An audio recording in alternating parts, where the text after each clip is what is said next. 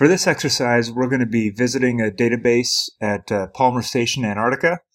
And here's the website for it. This is pal.lternet.edu. This is Palmer Station, Antarctica. LTER stands for the Long-Term Ecosystem Research Center. And so we can get actually quite a bit of data from this site, and that's what we'll be doing in this exercise. Just a little bit about Palmer. You can scroll through this and see the different activities that are going on. They've got a really cool little webcam here. So there's Palmer Station right now at this time. You can check it out later on. You can see a bunch of sea ice, and here's the base right now.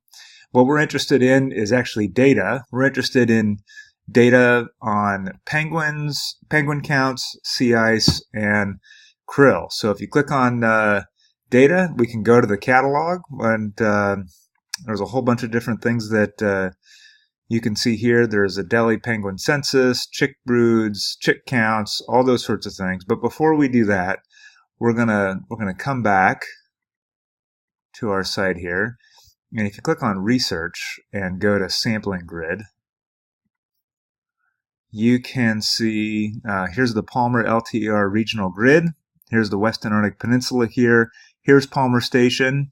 And these are different sampling lines that the ship samples on. We're interested in actually data right in front of Palmer Station, the base here. So that turns out to be on line 600, and I think it's sort of station 40. So keep that in mind when we take a look at that. So here's a list of things that they have: circulation, sea ice, seabird, zooplankton. We're going to take a look at some of these. So let's go back to our tab with the data on it.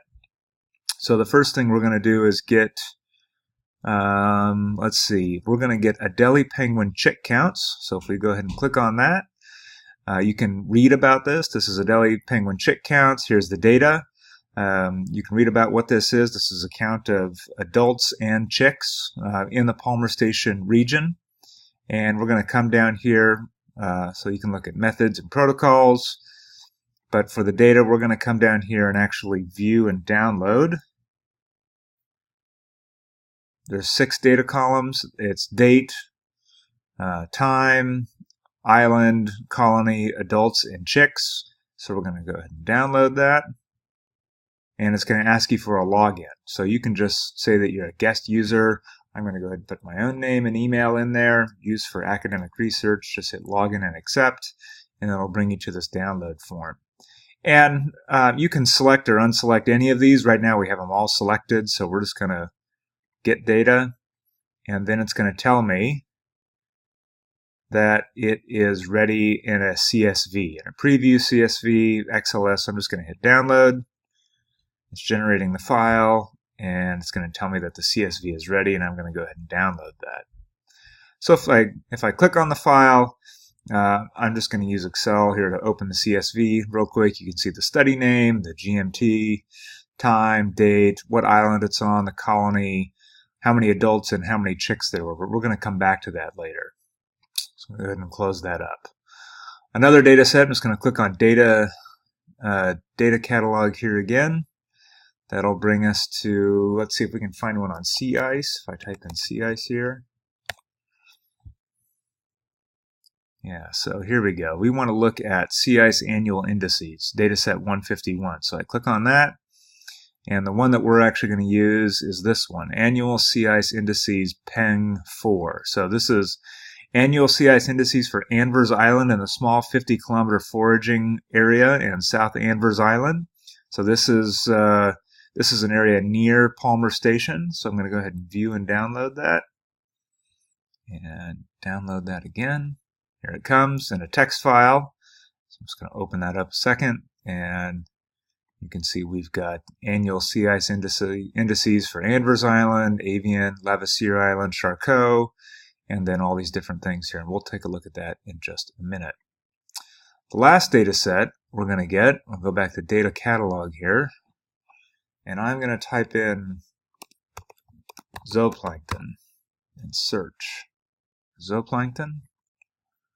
And we see zooplankton density current and zooplankton density historical. So if you click on historical here, we can view and download the data. We can see that there are a whole bunch of data columns here: cruise, cruise name, event, tow, grid line, latitude, longitude, all these things, all these different species. We're just going to go ahead and grab all of them, hit download, again, get data again, and I'm going to download it as a CSV file.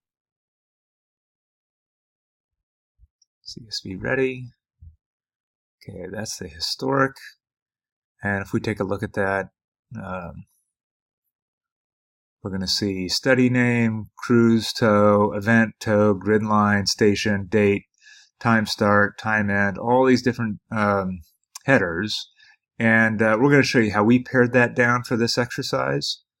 But for now, we can go back to the data sets. Go ahead and put zooplankton in again.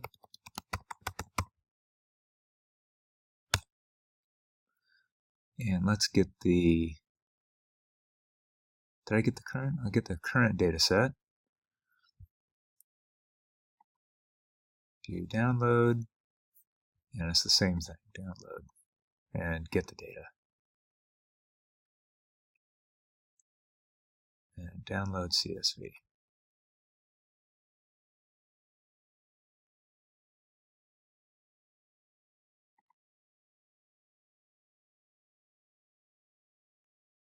And here we go. So here that is, again, study name, cruise, tow, date, time, all these different headings. And we're just going to pick out a couple of these, and we'll show you what we did here. So, okay. All right. So let's now take a look at the historical abundance of zooplankton density. This is the file we just downloaded. And you can see there's all different things here. There's study name, cruise, tow, cruise name, grid line, grid station. And so what we've done for the exercise in this class is to kind of simplify some of this data. So we went ahead and made this file for you. Here it is. So what we took is we took cruise name, grid line, grid station, date, and then the eSuperba data, which you can find in here if you scroll across. eSuperba number, volume, Thanassa number and volume, and we just simplified it. Here's the historical data, and then the more recent data. These are the years in here. This is only for grid line 600, grid station 40.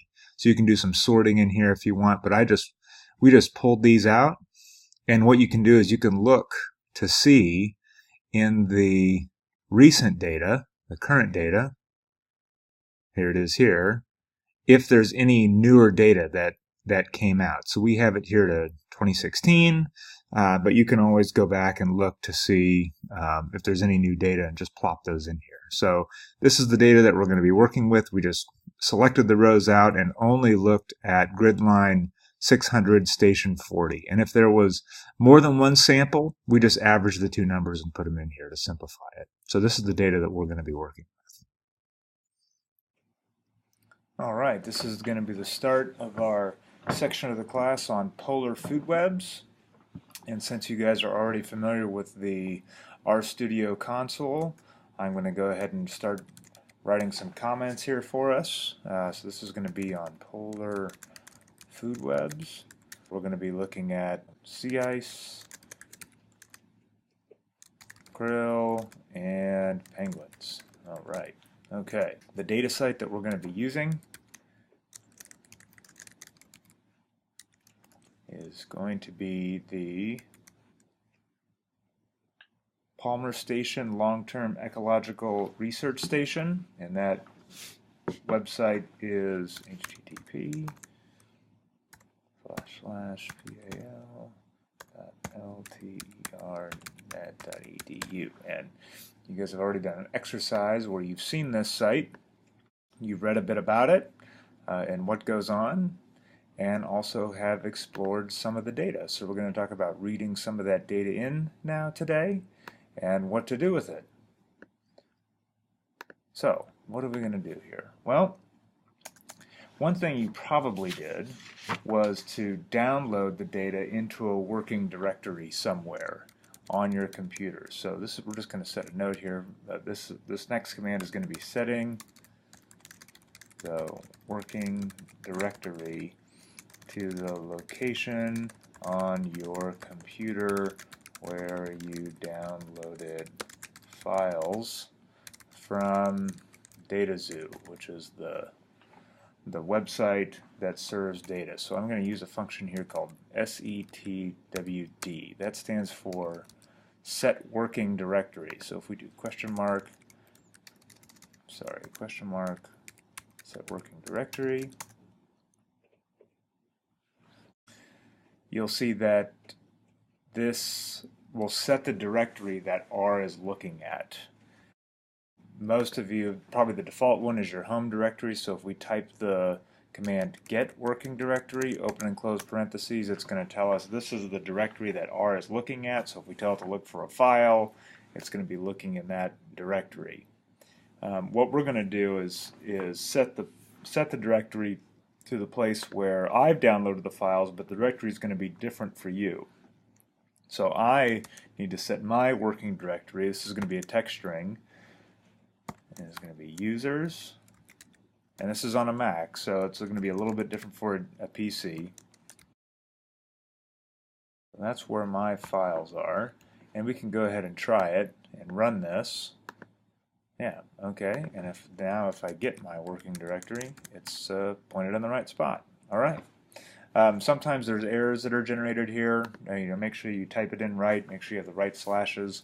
One thing you want to watch out for is that can get you into trouble if you have spaces in any of your folder names. That can cause some problems, so you might want to take a look at that. But let's go ahead and read in our sea ice data. So the exercise here is asking the question whether or not there's a relationship between sea ice, krill, and penguins near Palmer Station. So just to give you an example of where this is, here's Google Earth. But Palmer Station is down here on the western Antarctic Peninsula. And if we zoom in to this area here, this is the western Arctic Peninsula here. This is called Anvers Island. And there, if we zoom way in, it's right here actually. There is Palmer Station.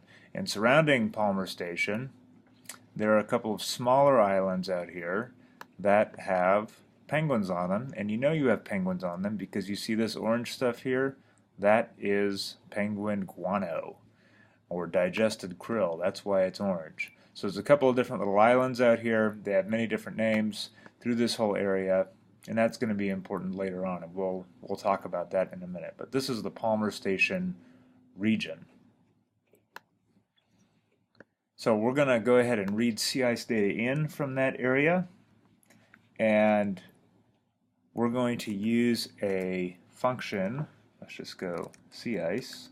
We're going to use a function called read.table, which is similar to read.csv, which you had before. So if we look at read.table, this is now made for reading text files coming from somewhere. Let's go ahead and read the data file that we downloaded for sea ice. See, mine is called 14884000698. Actually, there's an easier way to do this, which is just go into my folder.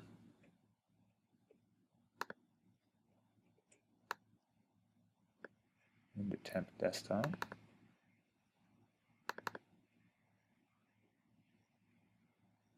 Oh yeah, here it is. Here's my file name. I'm just going to copy and paste that in here. Okay.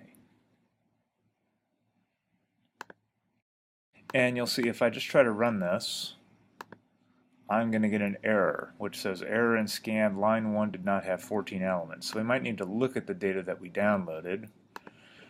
And let's take a look at what this looks like. This should open up a text editor. There it is. Okay, so what is this saying for us? This is annual sea ice indices for Anvers Island, which is the island that we looked at right here. This is it. That's Anvers Island.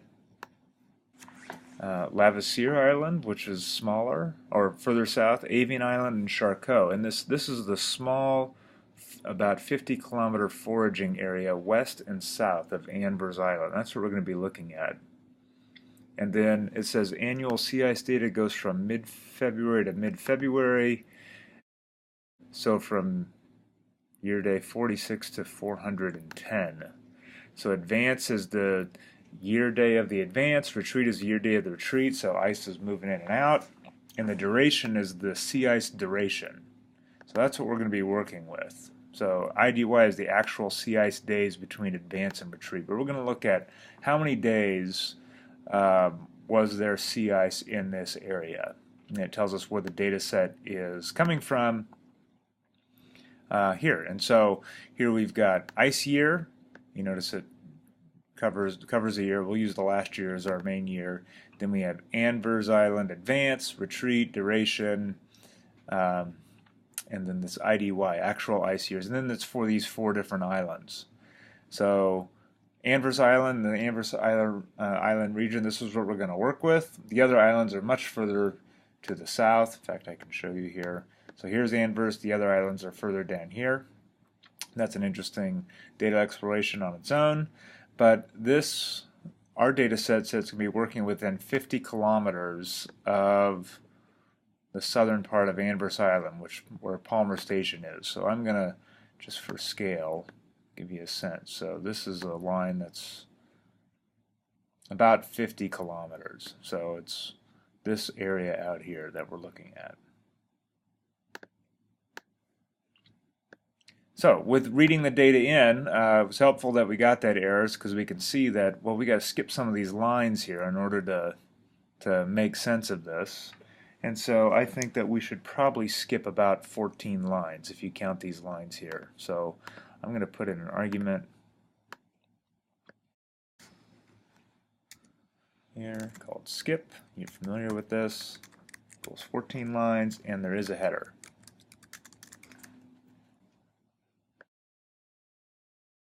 There we go, sea ice. So if we look at the head of sea ice, okay, here's our years, our advance, retreat, duration, right? And then here's advance 1, retreat. These are the other islands, but we're going to be focusing on Anvers Island, which we saw was this first set here. So we want to have a time series of this. We're going to make a object called sea ice underscore year.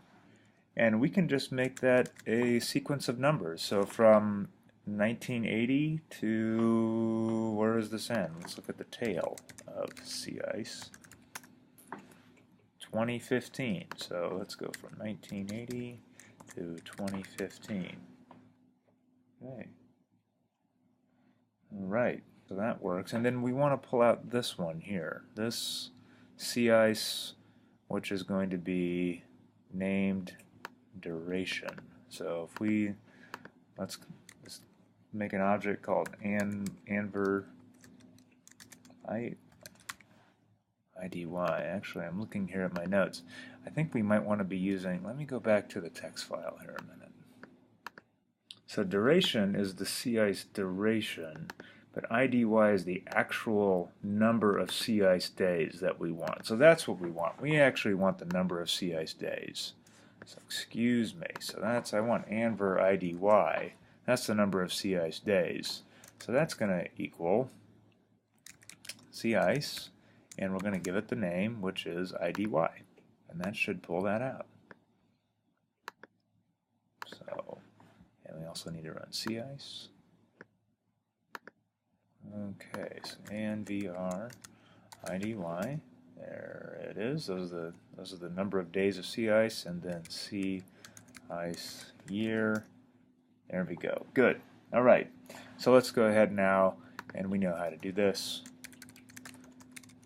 Plotting the sea ice year and the number of days with sea ice at Anvers Island. All right, let's go ahead and plot that code. Plot sea ice year, IDY, and let's just make it a line. Let's see what we get. Okay, so here's our sea ice. In fact, I'm going to just expand this. Here's our sea ice, starting high, number of days with sea ice from 1980, going down to 2015, so it looks like there's a bit of a decline there. We got one season with no sea ice. That's pretty amazing. So this is declining in our area, number of days with sea ice. This is in Antarctica, which is a different story than what we were telling in the last module, which is overall sea ice increasing. Let's go ahead and move on to our other set of data, which is reading in krill data. And we're going to do something really similar. This is krill. I'm going to read.csv because it's a CSV file this time that you guys have downloaded. And it's called LTER krill underscore 600.40.csv. Header equals true. So the quote goes around the file name. Let's run that. There we go. Head of krill. Let's take a look. Alright, what do we got here? We've got cruise name, grid line, grid station, our date, E Superba. And then a couple, this is the number of them, E Superba, the volume of them, Vanessa, the number and the volume. So let's see what we're going to do with this. So let's go ahead and just plot.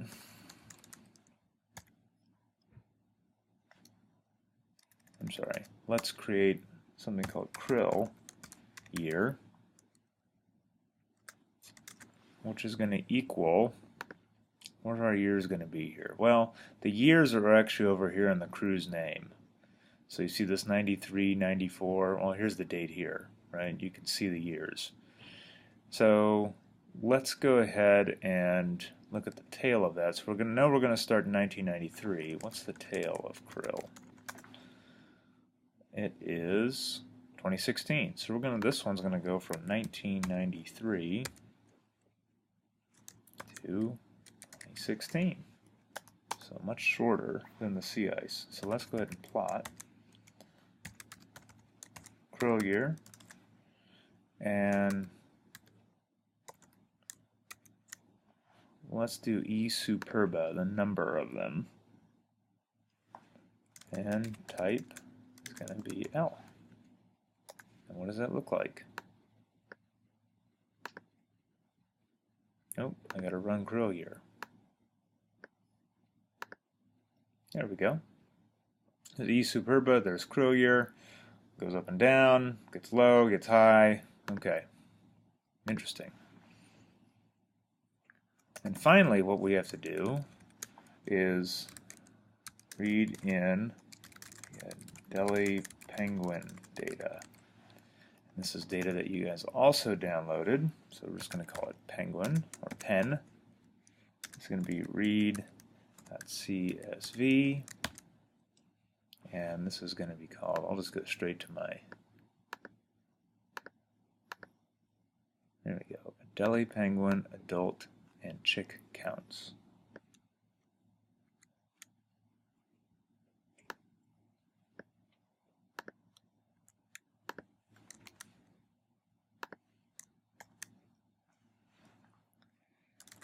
And my header is going to equal true again.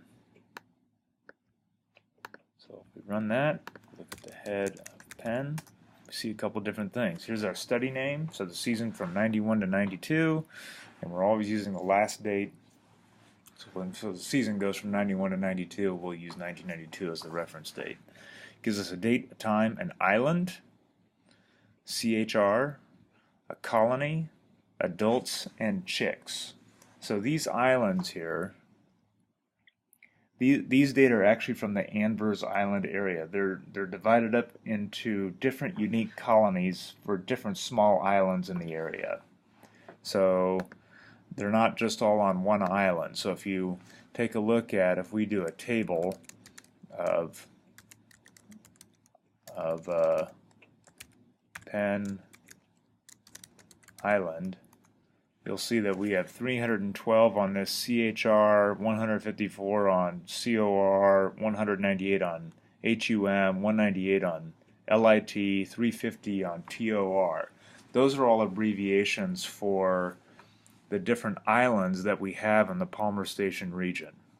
And you should be able to look those up on the website. But just in short, this is Christine Island, this is Cormorant Island, this is Humble Island, this is, what's LIT? Lickman Island, and Torgeson Island. And so if we go back over here and we zoom in, these are all islands in this region here. So here's Palmer Station. It's all these islands in here. So we're going to be adding up colonies from all these different places. So this one, for example, is Torgeson Island. There's a colony right there. You can also look over on Humble Island over here. You can see the slight shades. This is a colony over here. So we're interested in the total number of Adelie penguins across all of these different islands. So that means we have to do something to this data. So what do we have to do? So this data, I'm just going to write, we need to aggregate these data over islands. What are we going to do? Aggregate or sum them up. Okay, so there's a really cool function that we can use which is called aggregate. So if we take a question mark, aggregate, what you'll see here is this computes summary statistics of data subsets, but we can use it to add colonies and chicks together across islands and different colonies that are on that island. And let me show you how to do this. So if we take a look at the head of Penn, we want to sum two, so there's 1, 2, 3, 4, 5, 6, 7 columns here. We're going to want to apply this over columns 6 and 7, and we're going to want to add these up. First, add these up over years. So we've got islands and we've got years. So we first want to add everything together by year. So what can we do? Well, the study name is a nice year indicator. So this is what the function looks like.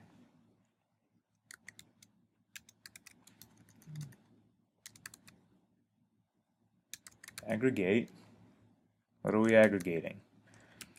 Peng column 6 through 7, those two columns, by, we're going to buy a list, and that list is going to be Penn study name. So the list, so the thing that's going to identify this as all the same group is going to be the study name, and we're going to apply a function which is going to be the sum of these things. And what are we going to do with the NAs? NA.RM equals true. So if there's an NA, we're going to ignore it. So if we take a look at the dimensions here of Penn, it's 1200 by 7. And now we're going to apply this function to it, but we have to assign it a new name. We'll call it ag, or year, maybe just YR, ag, Penn. Let's go ahead and run that. And what are the dimensions of year, ag, Penn? Well, quite a bit shorter, 22 by 3. So let's take a look at this. Year, ag, Penn. So now what we've done is we've added together the adults and the chicks for all these different groups, which were our study years, right? So this was Palmer 1, Palmer 2, Palmer 3, all the different islands, all the different. So if you look at the original here,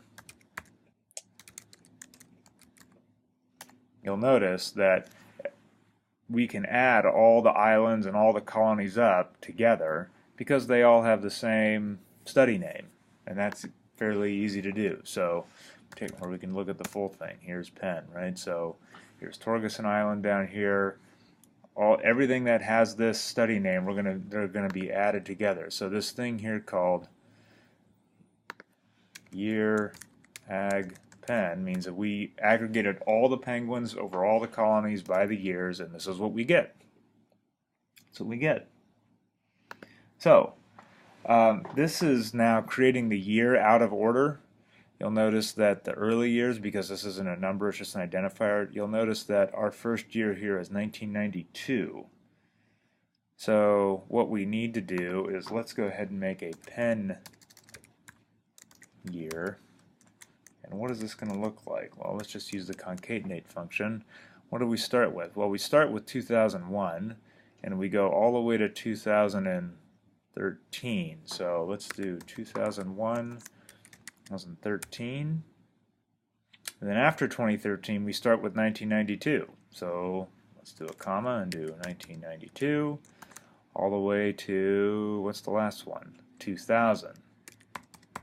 So that's our year. So our year's a little bit out of order, but we'll fix that in just a little bit. So what we're going to do now is we're going to combine our year ag pen and our pen year into just one thing called ag pen, where we column bind, and that's where we stick one vector on the other one. We're going to column bind ag year, your ag pen with pen year.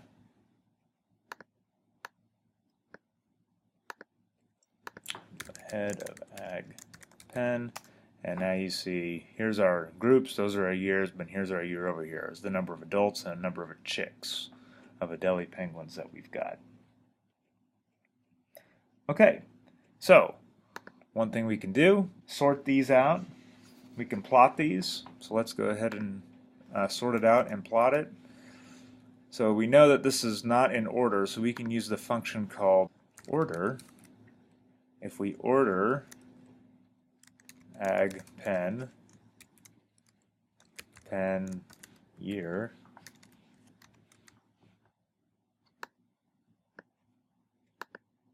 this is the order that you get. So if we put it in order, the first year would be this one in the middle. So this is an index of which one goes first and which one goes second. So remember, our pen year is out of order. So pen year is this, 2001. So here is our first one is actually 1992, 93. So that's what this is counting. 1, 2, 3, 4, all the way to 13.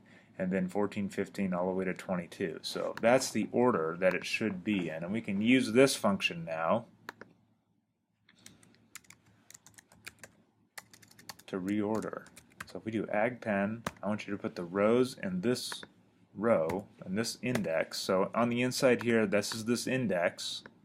What's going to happen is they're going to reorder the rows. So take ag pen, put that index into this row element here, into the row index, and we get it in order from 1992 all the way to 2013. So again, what order does on this, all it does is tells us which order things should go in, and then we put that into the row argument in the matrix form, put it here, and then return all the columns, and we get the right thing. So we're just going to go ahead and overwrite ag pen and put it in order. Just like that. There. Now it's nice in order. There we go. And again, what can we do? We can plot ag pen adults. I guess that'll be our y. And let's put in here ag pen, pen here.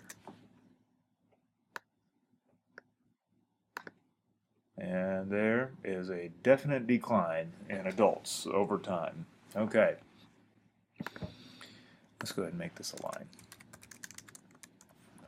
So the challenge now is how do we put all these all on one graph? So we've got krill, we've got Adelie penguins, chicks and adults. We also have sea ice. What can we do? And that's where we're going to introduce a new function to you called layout.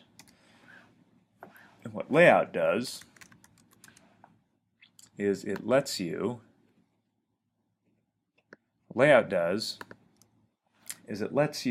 put three graphs together at one time on one frame, so you can see the interrelations between them.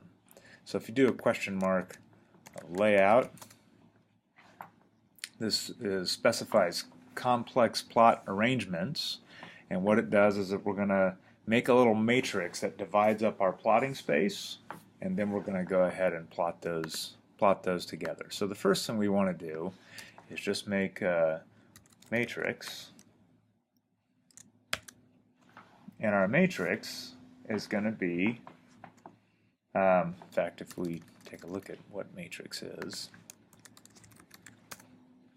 so matrix creates a matrix from the given data set. So there's a data, there's a number of rows, and a number of columns. So if we make a matrix, our data is going to equal 1 through 3. We want 3 rows, 1 column, and if we run this, you're going to get a matrix, 1 to 3. Well, imagine this down here is the plot space over here, and we're just going to divide these up into 3 sections. So if I put layout in front of this,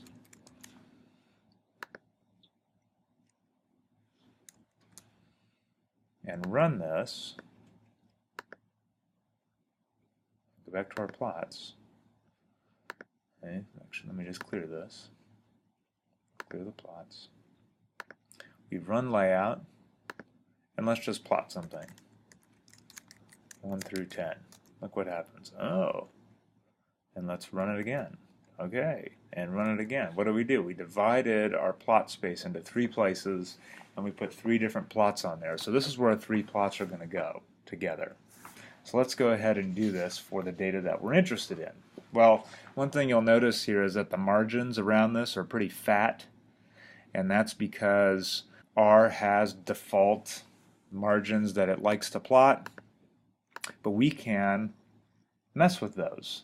So we're going to do that in a function called par. And one thing you guys have noticed is that plot has so many different things that you could put into it, so many handles, like do you want the x-axis or the y-axis here. You can also use the function par to get at this, these. So here's question mark par. This is set or query graphical parameters, and so we're going to go ahead and change our margins. So we're going to have our margins in this case be a vector of 5, 5, 1, 5. And the way to think about this, if we go back to our plots, is that this first number is the thickness of the margin on the bottom, left, top, and right portion of the screen. So we're going to do par-mar 5, 5, 1, 5. So if we do this, and then put our plots in there again, you see it looks different, right? We're taking up more of the screen. We're taking up more of the plot area because we reduced the plot numbers over here. But we've left some space on the side here for some labels, and so that's what we're going to do next. So we're going to do layout, we're going to set our par values, and what are we going to do? Let's go ahead and start with plotting.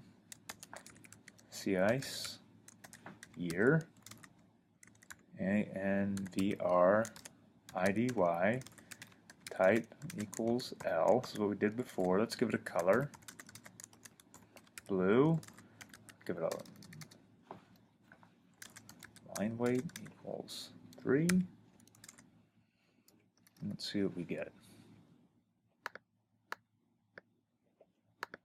All right, so we've got sea ice here, we've got Anver IDY, so we're going to need a couple other things here, aren't we? Let's go ahead and add a Y lab. It's going to be days with sea ice in /n as our line break. Penguin area. Okay, and our X lab equals year. Let's see what happens here. Okay, so here it is. Days with, oh, I didn't capitalize it. Days with sea ice in, here's our line break, this front/n, penguin foraging area. So anywhere from 250 to 0. Pretty big range in that 50-kilometer area. Now what we want to do on this is see whether or not krill is related to this at all. And one way to do that is to just, instead of plotting krill by itself, we're going to overlay it on something else. So just bear with me for a minute here. We're going to put a secret command in here to do an overlay of a plot. But let's first just plot krill year. Krill, that's the number of superba. Type equals L.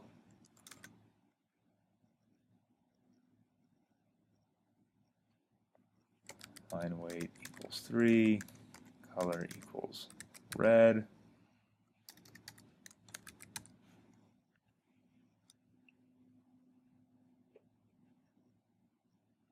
And let's do that. So that's going to put it on the next one down, okay? But what if we want to put this red one on top of this one? What if we wanted to do that? Now, you got to be careful here that you do the right thing. What we want to do, well, let's first fix this axis here. Let's see. Oh, we got an error here. I misspell something.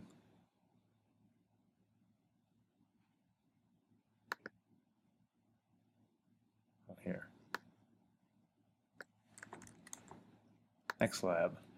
Alright, so let's give this a try again. Okay. And let's go ahead and, what should we do here? If we want to put this right on top, well, what you're going to do is you're going to do par new equals true. If you do this and run this again, you'll see that, let me just run the first part. You get your plot. Par new equals true means it's a little counterintuitive, but just stick the last plot right on top of the new plot. That's what we got. But here's the problem, which is what? That, well, they're not the same years, so we have to adjust that. But that's easily taken care of. So what can we do? Well, one thing we can do is make sure that we set our X limit to the range of our sea ice year. And what is that going to do? What's our sea ice year? Well, what's the range of krill year? Well, it's 1993 to 2016. What's the range of sea ice year? That's 1980 to 2015. So we want to set our krill range to the sea ice range. Actually, what we might do is, why don't we just set this, we'll go ahead and set the range here We'll make it the biggest possible range. So we'll come up here to our plot, just make our x lim equal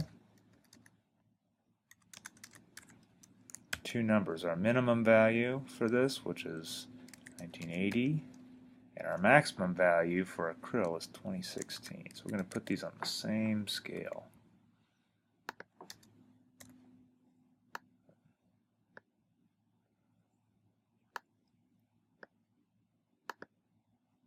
Okay, and then our xlim here, let's make it the same xlim. Concatenate.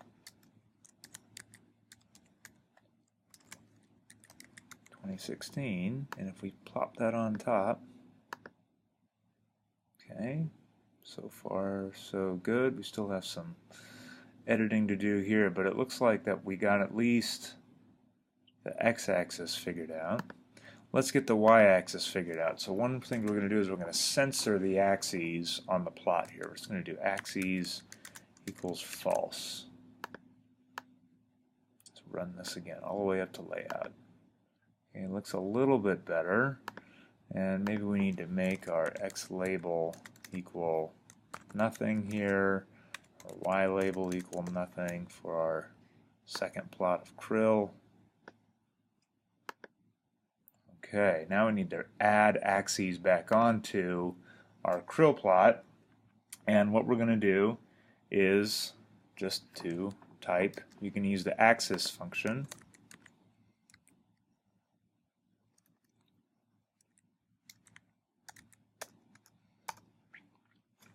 You can add an axis to any plot. So what side do you want it at? Side is 1 is below, 2 left, 3 above, and 4 right. So let's go back to the plots. We want to add a krill axis, not on the bottom or the left or the top, but on the right. So we're just going to type axis side equals 4. Bang, there it is. Okay, there's our krill numbers. So far so good. And now we just need to add a description of it. And so we're going to use a function called mtext, which stands for write text into margins of a plot. Again, what's the text? What's the side? What's that going to be? Well, let's go back to our plot. I want side 4, and let's think about what we want our text to be. That's going to be mtext, and our text is going to equal E superba per 1,000 meters cubed. I'm going to break the line, and in penguin foraging area. Okay. Side equals 4. Let's see what we got here. Oh, way too big, in the wrong spot, so we can add arguments to this. So the first one is I'm going to shrink this by the function called cex. So everything at default is 0.1, so we're going to shrink it down to just 0.7. Let's run all this again. That's a little smaller, that's a little better, but now we got to move it. And we do that by, if we again look at our help pages, line is on which margin line, starting 0 and counting outward, that we want this. So the way to think about it is there's a series of lines out here that we can put the text on. So I'm just going to put line equals 3. Let's see how this looks.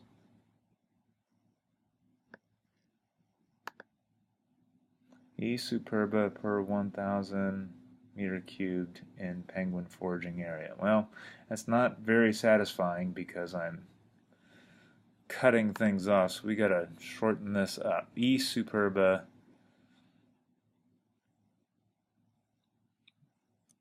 so this is the number of E superba per 100,000 meters cubed. I'm just going to take this penguin foraging area out. We'll just have to remember that that's what it is.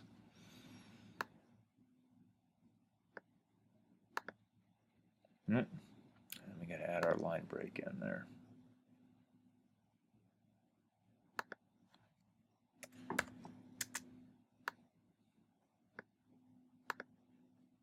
There we go. So now we have a plot. We have days with sea ice in penguin foraging area, and number of E superba per 1,000 meters cubed. That's one per numbers per 1,000 meters cubed of seawater out there. Okay, what's our next plot going to be now? So let's move on to our next plot. So we're going to call plot again. Let's do plot of sea ice year. Let's do sea ice now and Adelie penguin. So we already know how to do sea ice, so we'll just copy this, put it here. Okay, that sounds good.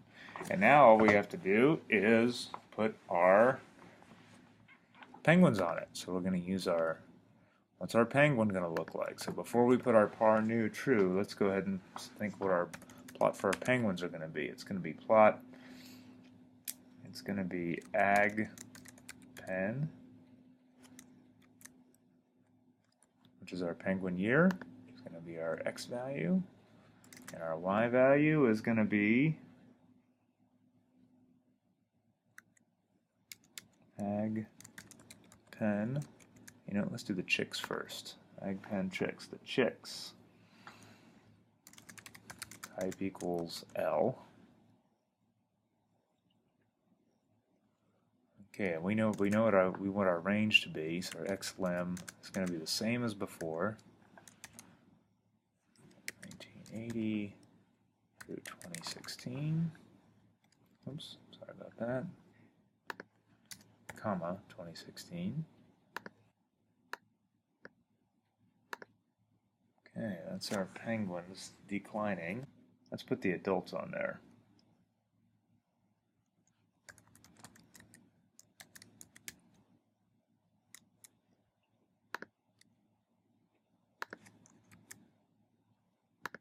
Adults.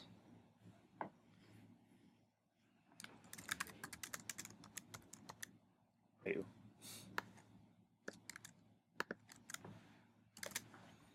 Let's go ahead and run this whole thing again. Up to layout. Okay, so there they are. We're going to have to differentiate those two. The chicks. What should our chicks be? Let's give them a line weight of 3, color equals gray.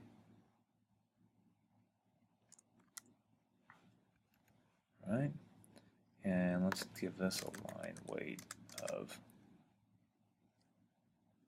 3 and a color equal black.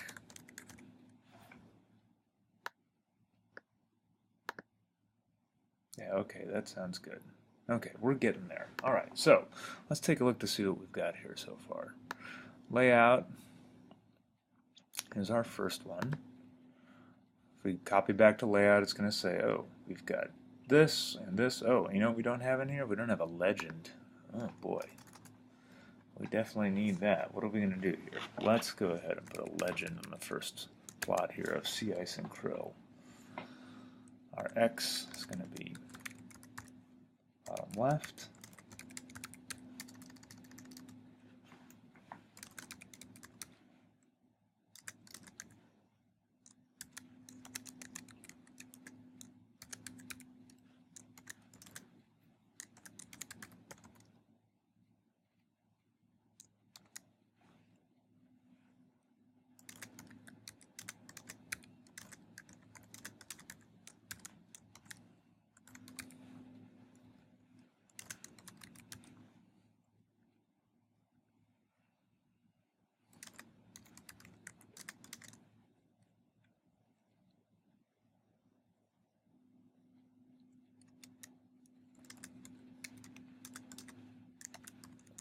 This is similar to our legend code that we had last year. It's going to be on the bottom left. It's going to be sea ice and krill, blue and red. Let's go ahead and run that. All right, there we go. And then our next plot is going to be our sea ice.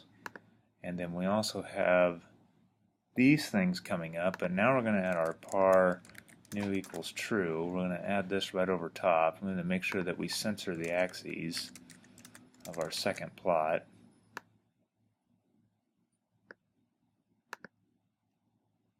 Okay, we also need to not only censor the axes, but censor the labels.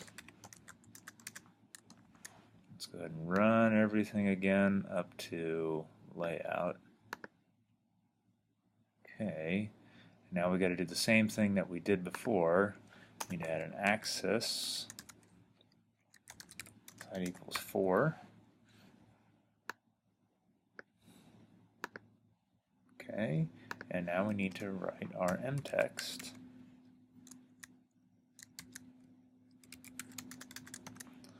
Text equals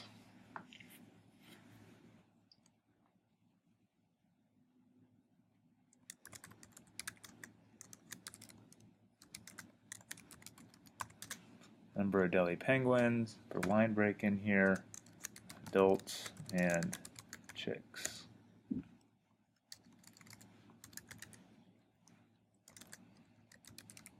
Height equals 4, line equals 3, and let's just shrink it down a little bit.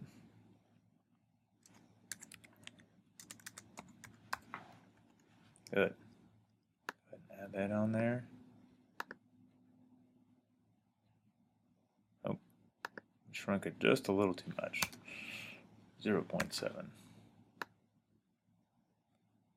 Compare all the way to layout again, run it again. There we go. Okay, now we also need a legend, so we can copy our legend text from here. We're also going to put it down here. It's going to be bottom left. The legend now is going to be sea ice. And also, what else are we going to put in here? We're also going to put deli adults and deli chicks. Line weight is 3. We had blue. What are our adults going to be? Our adults are black, right? And our chicks are gray. Okay, put them in the order that we're adding the label. Let's see what happens here. Alright, sea ice, a deli adults, a deli chicks. Okay, we're getting there. So far, so good. Maybe we could, we didn't change the par here again, so I think we need to do that. So let's go ahead and put our par value right here when we start plotting again.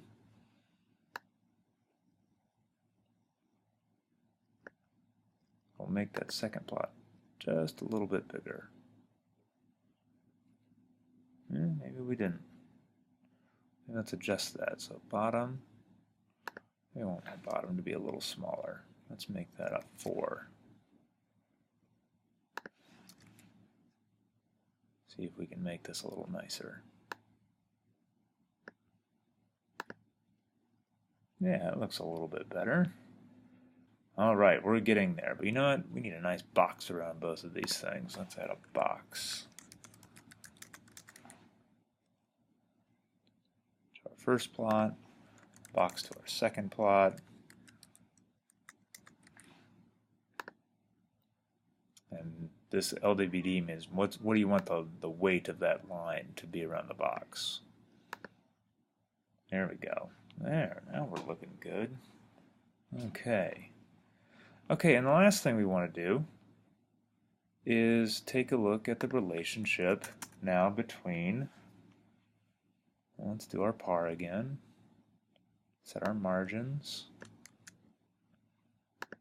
Let's take a look at the relationship between krill and penguins. So let's go ahead and get our krill plot.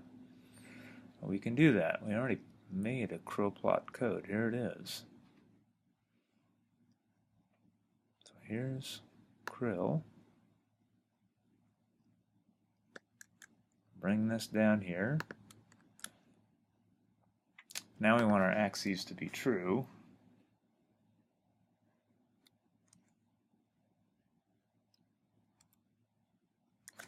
And our xlab is going to be year again, and our Y lab is not going to be nothing, but what we used for M text up here, this thing.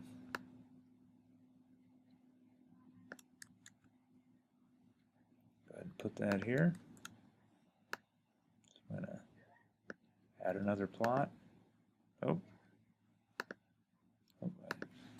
too many quotes in here.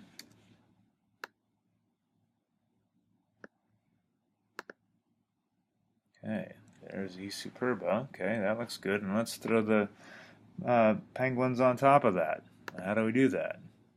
Well, we need the par new equals true. And we threw the penguins on top of the last plot right here. This whole section right here from 58 on down. And there's no reason that we can't do the same thing here. Copy and paste it. Let's go all the way to the top.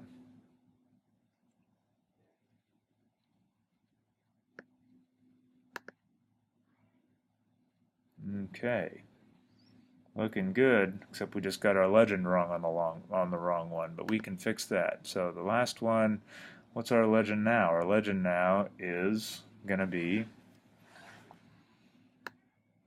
krill, Adelie adults and Adelie chicks, but it's going to be red, black and gray. Let's give that a try.